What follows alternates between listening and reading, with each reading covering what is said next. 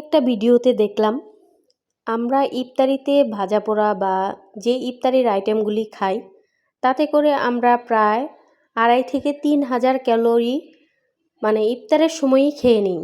এটা দেখে আমার তো মাথায় নষ্ট হয়ে গেছে যে এত ক্যালোরি বার্ন করব কিভাবে। এটা তো বার্ন করা একদমই পসিবল না।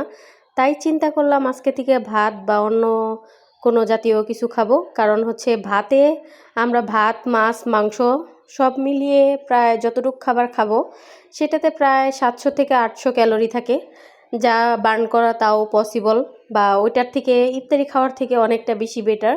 তাই আজকে ভাবলাম ভিন্ন রকম একটু খাবার রেডি করব। তাই আজকে খুদের ভাত এবং 2-3 রকমের ভর্তা বানিয়ে নিলাম।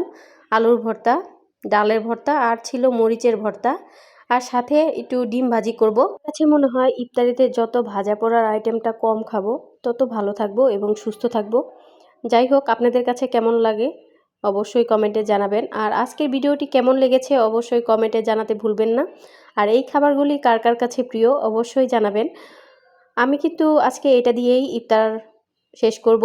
সবাই ভালো থাকবেন, সুস্থ থাকবেন, আমার জন্য দোয়া করবেন। আবারও কোনো নতুন ভিডিওতে দেখা হচ্ছে। আর ইফতারিতে আমরা এবং সেহরিতে হেলদি খাবার খাওয়ার চেষ্টা করব, তাহলেই সুস্থ থাকা যাবে পুরা রমজান মাস জুড়ে।